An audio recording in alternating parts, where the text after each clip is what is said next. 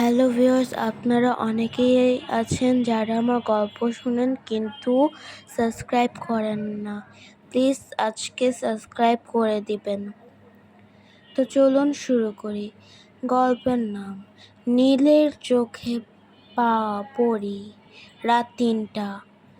ঢাকার এক পুরনো রাস্তায় হালকা কুয়াশা জমেছে। বাতাসে ধোঁয়া আর রক্তের গন্ধ। একটা মেয়ের গলা কাটা চিৎকার হঠাৎ থেমে যায়, আর দূরে একটা ছেলেকে দেখা যায়, শান্ত মুখে, রক্ত মাখা হাতে এক টুকরো চুল ঘোরাচ্ছে আঙ্গুলে। তার নাম নীল রহমান। মনোবিজ্ঞানী, কিন্তু মানসিকভাবে সম্পূর্ণ স্বাভাবিক নয়। মানুষের ভয়, ভালোবাসা, মৃত্যু, এই ৩ জিনিস নিয়ে তার প্যাশন। পরীর দেখা পরী রহমান ২৪ বছরের, ফাইন আর্টস কলেজের ছাত্রী। চোখে অদ্ভুত বিষণ্ণতা, কিন্তু হাসিটা খুব উজ্জ্বল। সে নিজের পেইন্টিং এর জন্য মানুষের চোখের পিছনের অন্ধকার বিষয় নিয়ে কাজ করছিল। একদিন কলেজে সেমিনারে এক অতিথি বক্তা আসে, ডক্টর নীল রহমান।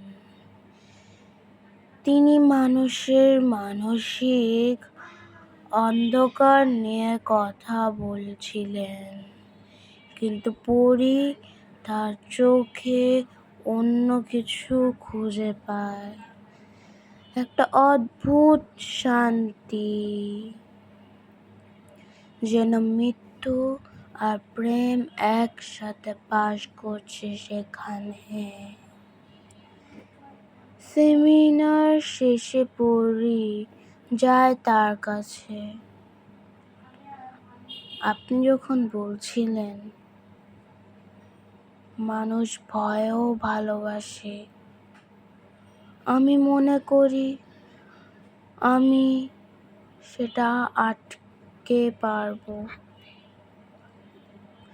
নীল তাকায় তার দিকে, ঠান্ডা কণ্ঠে বলে, তুমি ভয় পাও? পরী মুচকি হেসে বলে, আমি শুধু কৌতূহলী। নীল হাসে, আর সেই হাসির ভিতরে কিছু লুকানো অন্ধকার ছায়া জ্বলে ওঠে। সম্পর্ক ধীরে ধীরে তাদের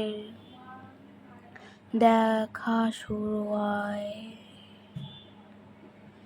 নীল তাকে নিজের ক্লিনিকে ডাকে, বলে, আমি তোমার মুখ আঁকতে চাই, কিন্তু চোখের ভেতরের দিকটা। দিন যায়,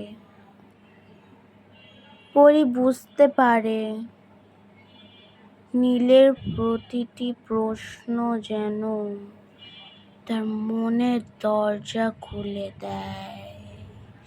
সে তার ভিতরের ভয়, শৈশবের একাকিত্ব, নিঃসঙ্গতা সব কিছু বলেই ফেলে। কিন্তু একদিন নীল বলে, তুমি কি জানো ভয়কে আমি কিভাবে মাপি? আমি চোখে দেখি।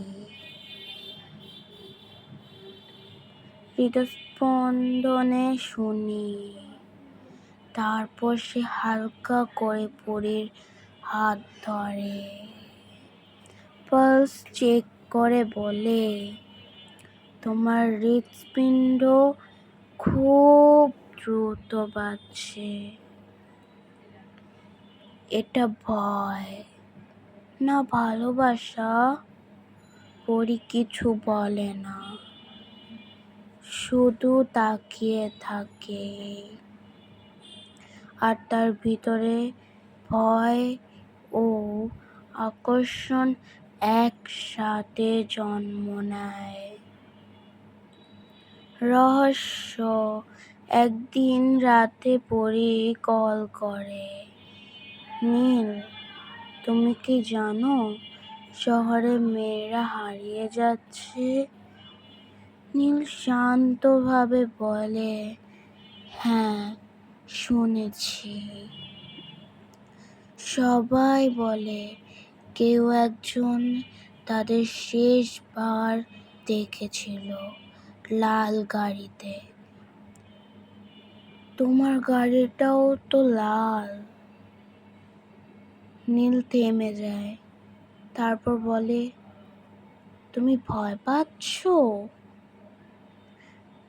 পরি ফিসফিস করে, না, কিন্তু তোমার চোখে আমি কিছু দেখি, কিছু অজানা, ভয়ঙ্কর সত্য।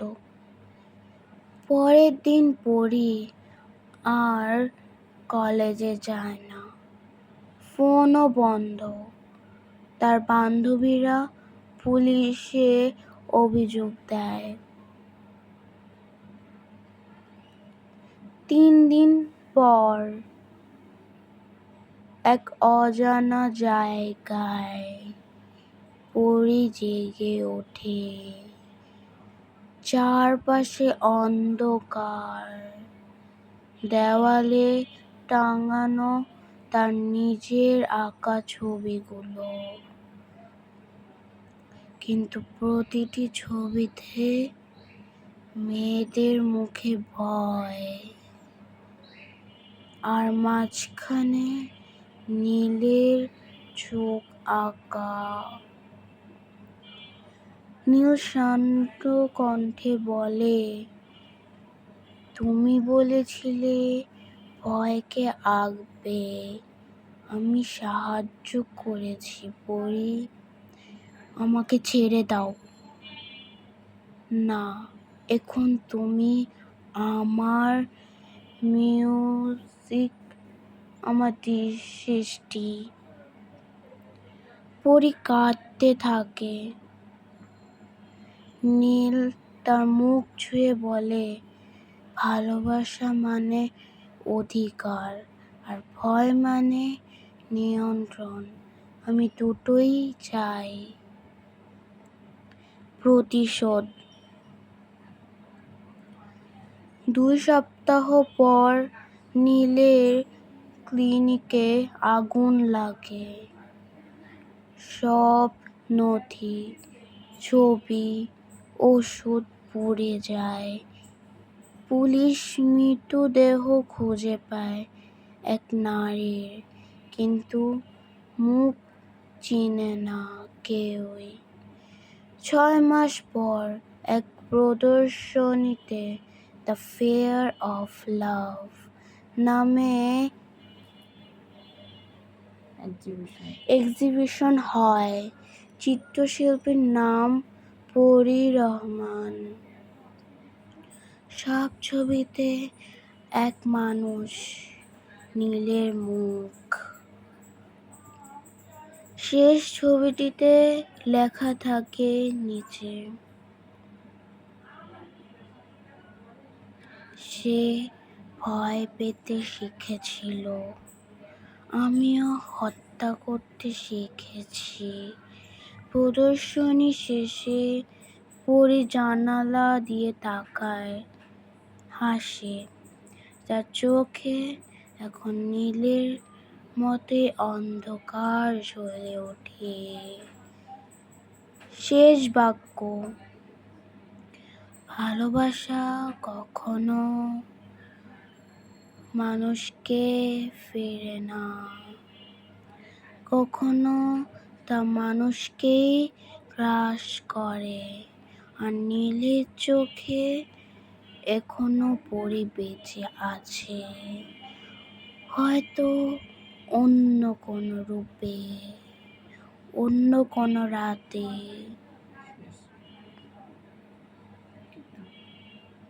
গল্পের লাস্ট পর্যন্ত থাকার জন্য আপনাদের অসংখ্য ধন্যবাদ। আর যারা যারা আমার চ্যানেলে নতুন তারা অবশ্যই লাইক, সাবস্ক্রাইব এবং কমেন্ট করে দিবেন।